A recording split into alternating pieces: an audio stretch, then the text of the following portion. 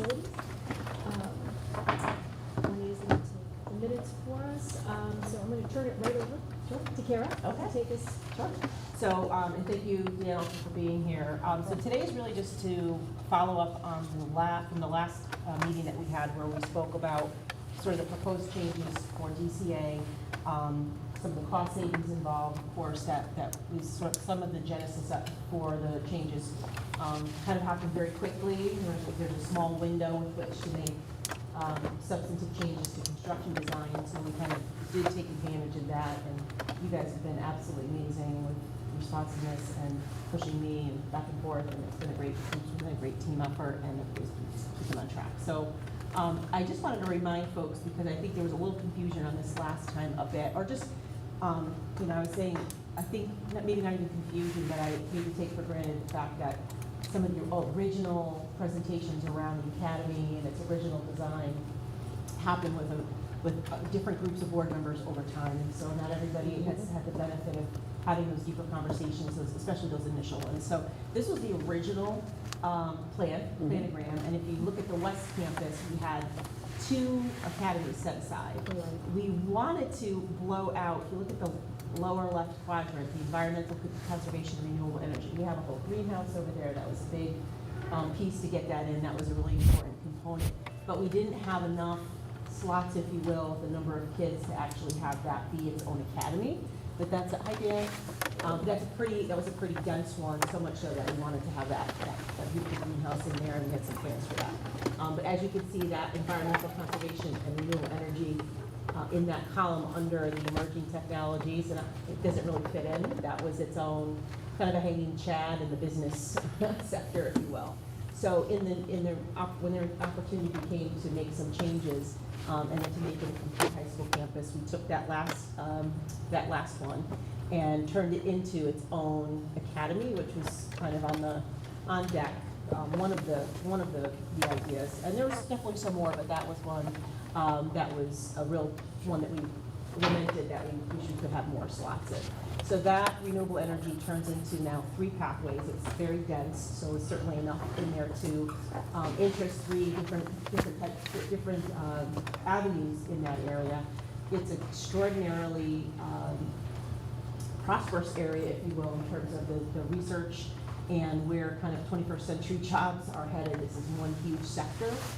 It's being funded across the country quite well. It's an area that we can also harness in terms of funding and grants. And also, too, a lot of the emerging jobs are also in the sector. So you talk about AI technology, you talk about clean energy, sustainability. It's a very, very hot area. There's a lot of jobs, but not a lot of training and interest in those. So we're super excited about that. So that's what it looks like when it's together in sort of the new model. That's what we embedded into the attached packet into your agenda. Michelle, you were just walking in. Like, you just go back one. That's okay, just to catch you up.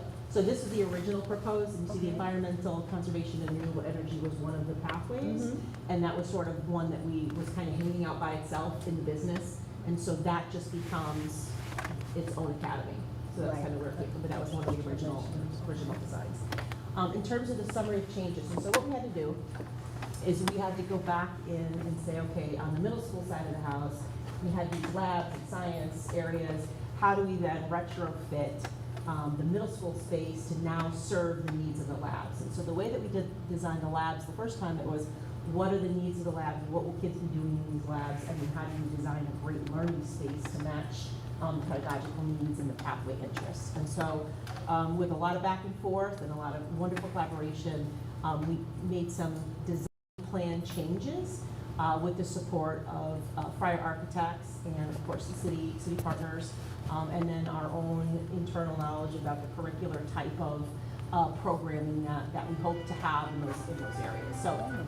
That's new. That's okay. So, here's where the changes were, and this again is predominantly the middle school area that's converted to high school. So on floor 2, and the numbers are irrelevant for you, you know, most likely, but we took the old band room. It's now the clean and renewable energy demonstration lab. That was one of the larger rooms that would have the most equipment in it, and so we kind of made some decisions around making sure that the larger band room and how it was laid out would be able to house some of the training equipment that we want to see in there. Room 207, which was an instrument storage room sort of nearby, is now going to be clean and renewable energy. 255 was an art room, which will be clean and renewable classroom, kind of, there's a storage in the classroom. 235 was an old art room, will now be the high school digital art, so it's still serving art, but just configured for high school. We named 242 and 237 were the maker spaces, so the middle school side originally had design maker spaces in there, so they didn't have necessarily academy pathway labs, but they had maker spaces for design, so there's going to be a design concept in there, so those have been converted. And we opened it up a little bit, so there's some more flow through, which was a great idea to get that in there, and that will be used for the green design and environmental stewardship lab. And then C206, which was just a classroom, will be used for a Z-Space lab. The Z-Space labs are probably the coolest thing that you'll ever see, and at some point we'll get into kind of showing what those look like, but it's a wonderful, it's like a computer, but it has the ability to almost 3D hologram out components. So if you're talking about like a wind turbine and you want to understand how all the inner pieces work, you can air it out and move pieces in and change propulsion and Iron Man. That's what they're calling it. It's going to be the Iron Man lab, but the Z-Space lab you can program almost anything in it. So any kind of high-tech thing where it might not be practical to have a 16-year-old working on some type of equipment, but certainly in a simulation environment, kind of like a simulation environment, you can do things and get kids simulation hours and training, and so that's a whole nother, love to talk more about that at some point, but that's going to be a Z-Space lab, and anybody can use that from any of the pathways.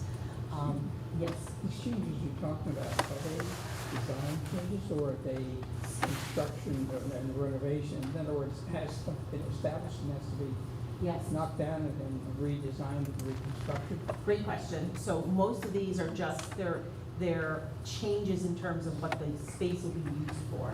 And there's some minor modifications, like we had to, cut, Dan's the best person to speak to this, but where we said, okay, if we just open this wall up a little bit, this would flow into that room and that would make sense.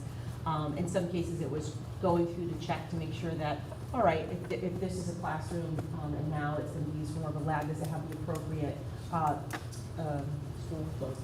electrical storage? What does the space demand, and do we have that in there? And so I don't think that there are a lot of big changes. I think you spoke to it pretty well, and we all kind of had that in mind because of the unique position that we're in, that we're currently building this building as we speak. We're not just moving lines on paper. And credit to Kara and her team and Principal Donovan, they really kind of understood that this is a repurposing of space versus a redesign of space. And a lot of those things are currently under review and in evaluation with our design team now, just to ensure that, as Kara said, the building infrastructure that needs to be there to support these spaces, to support these labs is in there. And fortunately, I think we'll be in pretty good shape because these were maker spaces, these were design spaces, these were science labs. So for the most part, trying to mitigate cost impact is critical for us, and also providing these great spaces for students to learn. So from a cost point of view, it's not a material effect on any of the construction costs?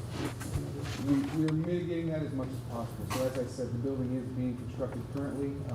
We haven't formally, since these ed specs haven't yet been formally approved by the Board of Ed, we haven't been able to formally direct our construction manager and designer to start formal design here. But knowing that it's coming, we have been able to redirect some work, some construction crews from an area that we know will be affected, so that they don't get too far ahead of us, so that we can still have that opportunity to implement any changes without having to go back and rework, demolish new walls, things like that. So to the most extent possible, we are doing that. Thank you. Juanita? So, I'm gonna go back to Rich's question. What is the cost impact? It's being evaluated. We're too early to But we're voting to approve. We're, right? well, I believe the motion is to recommend for the approval of the ed spec, which is the programmatic change. So the ed spec doesn't really have any budget or cost associated with it. It's primarily the program and curriculum that's going to be used in this place. Okay, so tonight has nothing to do with costs. Correct. It's programming. Okay, yeah. Anybody else? Any questions?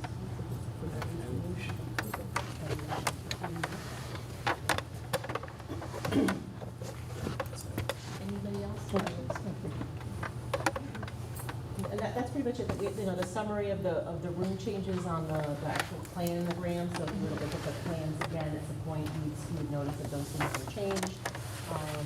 And so, oh, the third floor, sorry, I didn't get the third floor. Okay, thank you. So on floor 3, so similar pattern, an older science lab is now going to be used for sustainable food and living. Room C311, which was another science prep room, will now be used for aquaponics lab, which is very cool. So some of that sustainable living piece is, it's aquaponics, if you've ever seen it, it basically looks like a big fish tank, but the way that you can, so the fish survive and thrive feeding off of what's growing on top of it, which is also edible. So it's almost like, it's not hydroponics, it's aquaponics. And so it's a complete sustainable living system, which is something that is growing right now, but it also teaches the students about, there's nutrition, there's aquazation, there's all kinds of interesting science concepts in there for the students. And it's not going to be a huge room because they're very heavy, and that was something we had to come around with our, the floor design to make sure that we're not putting something in it that's too heavy, but just enough for the kids to understand the concept of it and how it works. How big is a tank like that? Like 500 gallons, so, like something like this size, but, like that, and then you could grow things on top of it. So the fish living and eating and wasting is the fertilizer. I know. So it's all. We're gonna at the table and you guys are gonna come and eat. Too much And it grows greenery and then, gives off its own carbon dioxide and oxygen. So it's self-sustaining once Correct. you have the tank and 500 Correct. and reinforcement floor? Correct. Okay, thank you. Yeah. I think we had to put a drain there, make sure that there was a room with a drain in it. That was it. Yeah, Yeah. that's smart. Yeah, and then the 315, which was an old IT room, a small room, is now going to be part of a prep room for the aquaponics lab, so we'll be able to store some of the supplies and stuff. So not terrible amount of changes, but we did have to work through, re-looking at the floor plan and the flow, trafficking kids and supervision, and which rooms would be the best, would have the least amount of changes. As Dan mentioned, that was, things are already on the move, so it's just really about rearranging the furniture a little bit. I have a question. Sort of recap, and maybe Dan can help me out. What differences would this facility have or not have that the high school has? As a case in point, we talked about an auditorium or something else, a gym. Is there anything that wouldn't be in this facility that we have in the other facility? Sure. Over there, we do not have an auditorium. We have a black box, shaped a little differently than our current one. It's on both sides, but there is no auditorium. There is one. Say over there. you Over mean there, the yeah. academy? Yeah, the academy. We do have, there will be a gym there. There's also 2 fitness rooms that, when discussing sports performance, are more like yoga and bicycle studios, so you can take PE classes there. Other than that, there's no outside facilities, there's no fields, there's no basketball courts or anything like that. Yeah, there's no track, there's nothing like that. The So, locker room. yeah, there's 2 locker rooms Well, that kids for small, changing, yeah. yeah, but they're not Not team sports. rooms, there's nothing like that. So athletics for sports would be the largest drawback, or say deficit, in terms of the 2 being compatible or not compatible. Yeah, and the current plan right now is to send X amount of buses over there every day, and they drop off at Danbury High School. Because we generally don't start practices because our teachers don't get out until 2:20 from wraparound time. So by the time those buses leave at 2, they'll be at Danbury High School by 2:20, and practices go on, the play, the band, all that stuff. Thank you. It also, this also helps us on supervision big time. Because I remember, you know, when we first started this, one of the huge issues we all talked about was the, you know, having basically middle school and high school in the same facility. This alleviates that, like all the things that we were looking at for doorways, and is this locking, and this can't go through the nurse's office, now it can be one nurse's office, and things like that. And that's Running lunchways too, so it's easier. It's all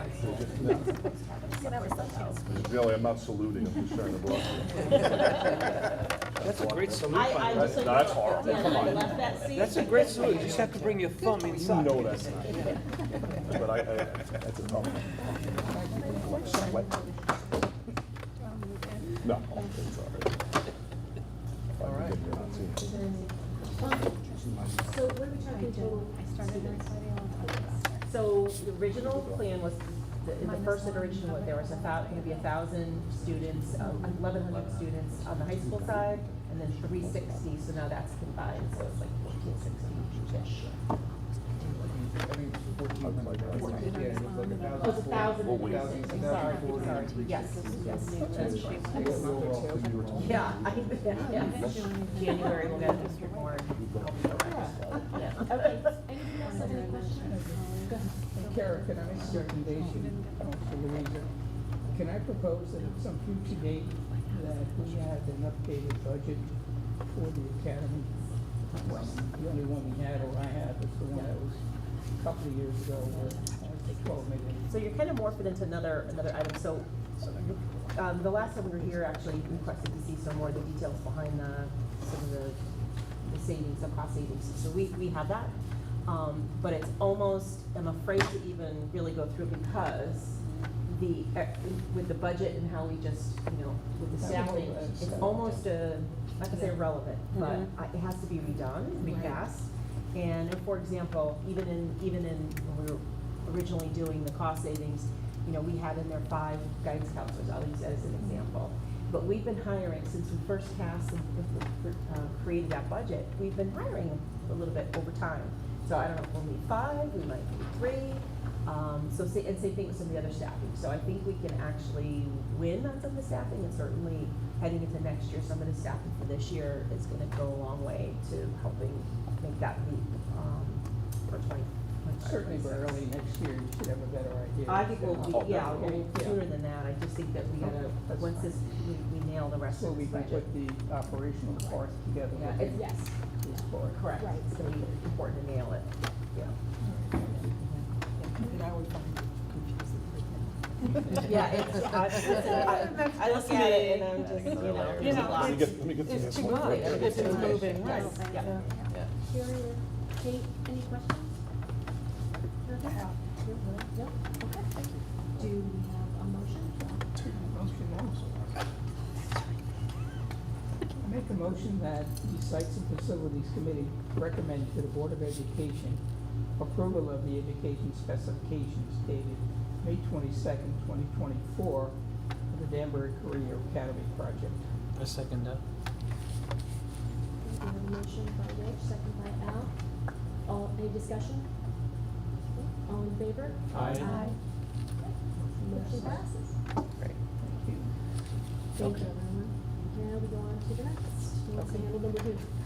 So Kara just mentioned the staffing projections. We're sort of in a hold on that until we get a more solid baseline. We should have something probably in the next month or two, don't you? I think so, yeah. And we're, like I said, we're expecting a little bit more cost savings. Yeah, which is, we didn't wanna not address it today, because we did, folks did ask for it, and we do have some of the documents we wanna look at it, but I wouldn't, they don't hold water to me because things are important, so. And then the last item is just some hand dryers at DHS. We learned that there are some problems with some paper towels, some hand dryers. So Rich and I have pulled some quotes on Dyson hand dryers, depending on which model and how they get hooked up and whether there's electricity already in place. Could be anywhere from $500 to $1,000 per unit. So we're going to be going around the high school identifying ones that need to be upgraded. Some of them have the good accelerator, some of them have a little bit more antiquated ones. So we're going to do a little bit of an analysis and come up with a quote of what that would cost. So, like I said, we're looking at, if you were to do the whole high school, it'd probably be about $20,000, but I don't think we're gonna have to do the whole school. How many are we talking? We said, what did we say, Rich? Oh, 40. 40, yeah. Yeah. Lost my thing. Yeah, I went to the ladies' room by the auditorium, washed my hands, and there was no paper towel. And the young lady goes, "There's never paper towels." And I was just shocked. Yeah. Well, we purposely put hand dryers in a lot of the gang-style bathrooms as opposed to paper towels because they end up getting stuff down the toilet and Yeah. Right. we get toilets Right. clogged, so that's what we fight with. Yeah, I'm also partial to hand towels, but the new hand dryers. are No, it pretty was good. just, Pretty good. it didn't have a hand dryer, so Yeah. I was just, that's a great idea. Yeah. Yeah. Wonderful idea. So we'll have more on that as we complete the inspection. That's it. Anything else? Any other questions? Anybody? Terry? I was reading about the HVAC grant. We got $18,000. I think it's a little bit more than that, but yeah, that's that's the word we've gotten. I don't believe it's official yet. We haven't gotten the official statement, but we've gotten word from the state that we will be getting that money back for reimbursement from what we spent on air purifiers over the last few years. Thank you. Is that what was expected? Yes. Yeah. Anything else? Do I have a motion to adjourn? I'll make a motion to adjourn. Second. Okay. Favorite word?